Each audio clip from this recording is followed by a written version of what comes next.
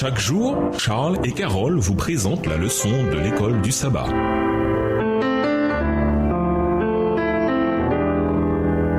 Bienvenue dans votre émission Dieu nous parle.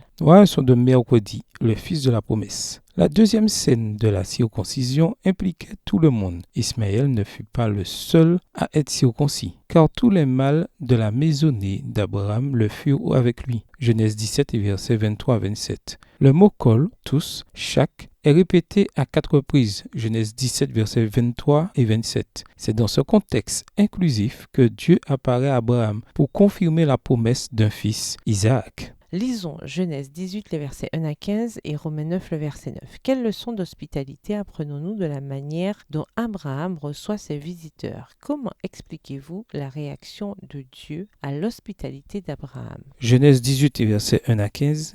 L'Éternel lui apparut parmi les chênes de Mamré, comme il était assis à l'entrée de sa tente pendant la chaleur du jour. Il leva les yeux et regarda, et voici 3 hommes étaient debout près de lui. Quand il les vit, il courut au-devant d'eux depuis l'entrée de sa tente et se prosterna en terre. Et il dit, Seigneur, si j'ai trouvé grâce à tes yeux, ne passe point, je te prie, loin de ton serviteur. Permettez qu'on apporte un peu d'eau pour vous laver les pieds et reposez-vous sous cet arbre. J'irai prendre un morceau de pain pour fortifier votre cœur, après quoi vous continuerez votre route, car c'est pour cela que vous passez près de votre serviteur. Ils répondirent, fais comme tu l'as dit. Verset 6. Abraham alla promptement dans sa tente vers Sarah et il dit, vite 3 mesures de fleurs de farine pétrie et fais des gâteaux. Et Abraham courut à son troupeau, prit un veau tendre et bon et le donna à un serviteur qui se hâta de l'apprêter. Il prit encore de la crème et du lait avec le veau qu'on avait apprêté et il les mit devant eux. Il se tint lui-même à leur côté sous l'arbre et ils mangèrent. Alors ils lui dirent, où est Sarah ta femme? Il répondit, elle est là, dans la tente. L'un d'entre eux dit, je reviendrai vers toi à cette même époque, et voici Sarah ta femme aura un fils. Sarah écoutait à l'entrée de la tente qui était derrière lui. Verset 11. Abraham et Sarah étaient vieux, avancés en âge, et Sarah ne pouvait plus espérer avoir des enfants. Elle rit en elle-même en disant, maintenant je suis vieille, aurais-je encore des désirs? Mon Seigneur aussi est vieux.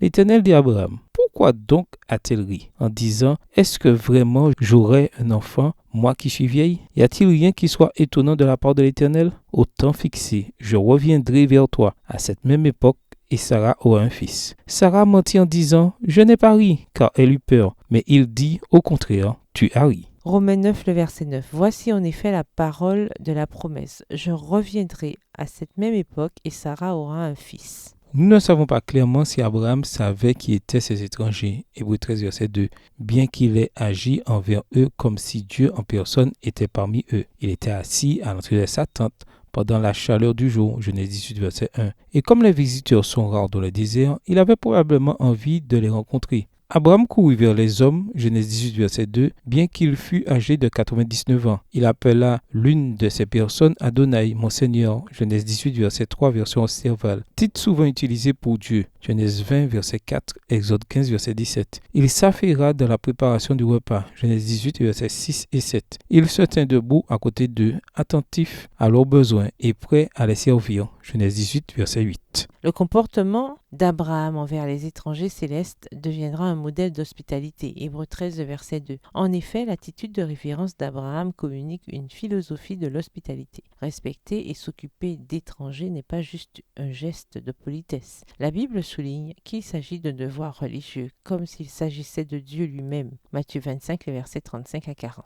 Ironiquement, Dieu est davantage identifié à l'étranger affamé et démuni qu'à l'homme généreux qui le reçoit. De notre côté, l'intervention de Dieu dans la sphère humaine dénote sa grâce et son amour pour l'humanité. Cette apparition de Dieu anticipe celle de Christ qui a laissé sa demeure céleste et qui s'est fait serviteur sous forme humaine pour atteindre l'humanité. Philippiens 2, les versets 7 et 8. L'apparition de Dieu ici est une preuve de la certitude de sa promesse. Genèse 18, verset 10. Il voit Sarah qui se cache derrière lui, Genèse 18, verset 10, et connaît ses pensées les plus intimes, Genèse 18, verset 12. Il sait qu'elle a ri, et les derniers mots qu'il prononce est « tu as ri ». Le scepticisme de Sarah devient le point de départ de l'accomplissement de la parole de Dieu. Attardez-vous davantage sur l'idée que Dieu est davantage identifié à l'étranger affamé et démuni qu'à l'homme généreux qui le reçoit. Pourquoi est-il si important pour nous de ne pas oublier cette notion? Au revoir. Et à demain si Dieu veut.